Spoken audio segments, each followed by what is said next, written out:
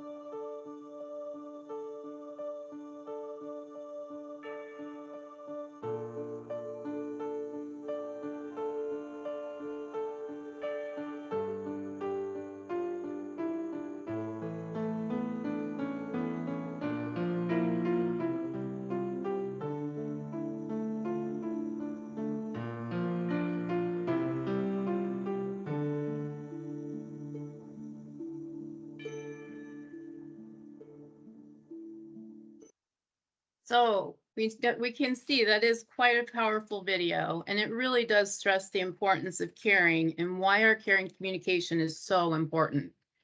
So you might be asking, why do we choose language of caring? Well, that's because, as it says here, it's an evidence-based skill building program that is used to strengthen caring communication skills and to help increase the effectiveness and efficiency while we're building our caring culture.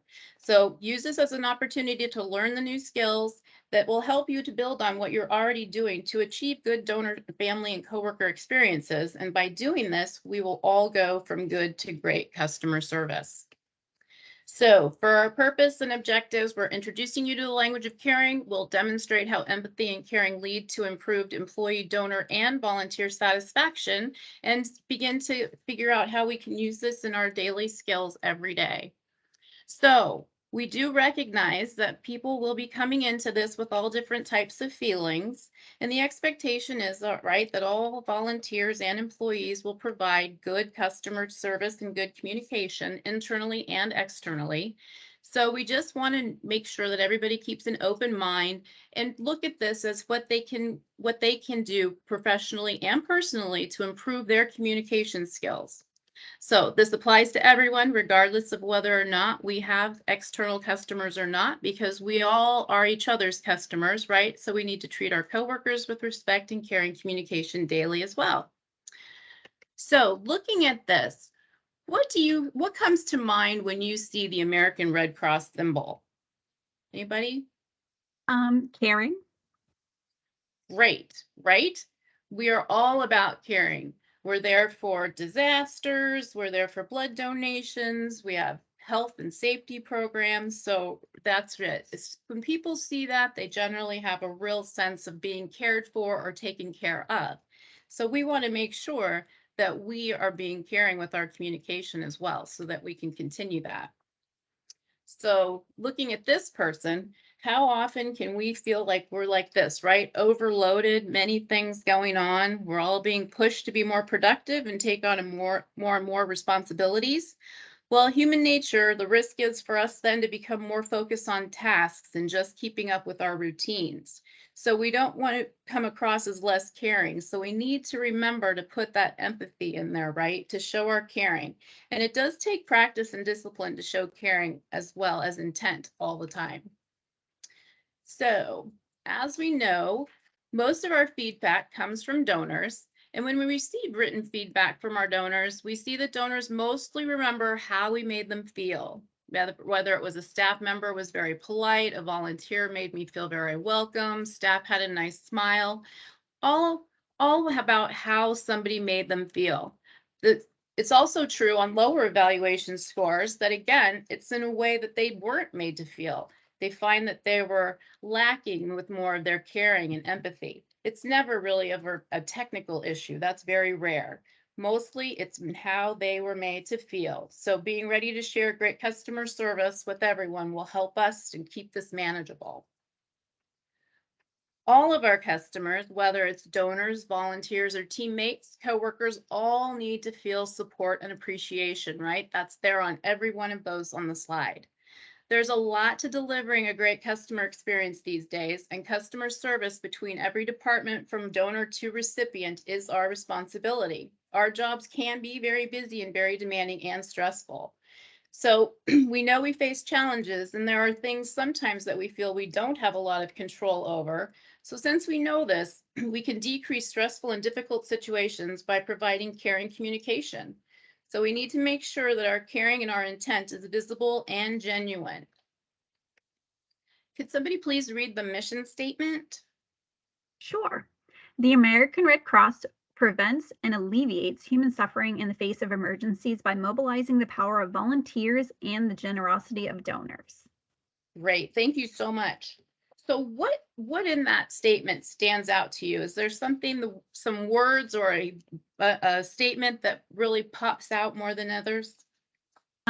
Definitely alleviates human suffering. Right? Like that is that is quite a statement, quite a statement. So looking at that statement itself of our mission and looking at all of those pictures there on the screen, we all see that they are a part of caring. We are trying to care for or take care of someone. So again, we need to have that same mission with our statements, with our communication to our donors and to our coworkers. So here's the thing. If we're going to improve and to provide a wow experience, we have to start understanding what it takes to move beyond an okay or a fair experience, right? To go from awesome to great. So we all believe that when we're working and getting our tasks done, that we're probably providing a 4 or a 5, right? As long as we get the task across, we've made our mark. But what we tend to leave out is the human piece of caring, which leaves a gap between meeting the customer's need and meeting the customer's need with care and compassion. So it's that part of that caring and compassion that will make our 3 or our fair experience go to a 5 or a great experience.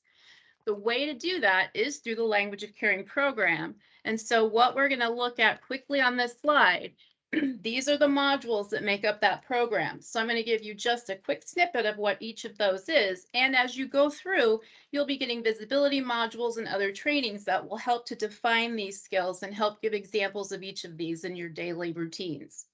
So first off, as I said, we're going to go through and just give you a quick verbal background on what each of these 10 modules is about. So the Introduction to Language of Caring is the Language of Caring program helps you build and use the concrete skills that make your caring felt by coworkers, donors, and families you serve. So that will be an overview of the entire program. The next one that you'll go to is Heart, Head, Heart. The Heart, Head, Heart sandwich techniques helps you remember to mix heart and head messages to use at least twice as much heart than head. So you start with the head, address the person's feelings and anxiety, or you start with the heart, I'm sorry, address the person's feelings and anxiety, making your caring felt immediately. Then say your head message, which would meet the needs for information or decisions and actions the person had requested, and then end with another heart statement. So you close on a personal or feeling note. This you will hear, like I said, is the heart, head, heart sandwich, and you'll get more information on this, but that's what they're pertaining to. So make sure you use 2 heart messages for every head message. The module, the practice of presence, is to tune in fully, focus your undivided respect, attention on the other person for the precious time that you're with them, also known as mindfulness. The third one is acknowledging feelings. Be present to the person, watch and listen for clues about what they're feeling. Then, with empathy and respect, check out with them the feeling you think they're feeling. Make sure you're reading their feelings right. Start with the words you sound, you seem, or you look. Showing caring nonverbally. You are never saying nothing. Even when you're not talking, show your caring with your eyes, your touch, your tone, your face, and your pace. You want to make sure that how you are acting with your nonverbal communication matches what you're saying with your words, because people will believe your nonverbal behavior more than they'll listen to what you're saying. Explaining positive intent. Make it clear to donors, sponsors, customers, patients, and coworkers that your actions are driven by their best interests.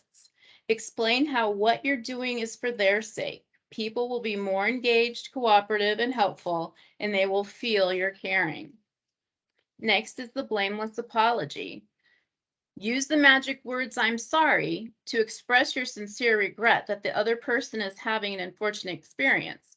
Make it blameless. Don't blame or find fault with anyone, not yourself, others, or the organization. The gift of appreciation. Express thanks, appreciation, and admiration to your donor, volunteer, sponsor, or team member. Appreciation says you're special and I noticed. And it's a great way to just give extra team building, the extra time with someone, just even a little sticky note. It doesn't have to be big, just anything small will work, just to say, I noticed and you helped me out today. Say it again with heart. When you have a good reason to hold firm, use say it again with heart to be both firm and caring at the same time. In difficult situations, when you tune up the warmth, you'll turn down the heat. So you want to maintain your calm and avoid damaging the relationship. Sometimes you just have to stick firm to that no. And so by doing it with that heart, head, heart sandwich that we talked about before, you can deliver those messages with much greater ease, and the person is much more able to accept it because of those heart messages. And then, as we were talking about going from good to great, 3 strategies for going from good to great in the language of caring.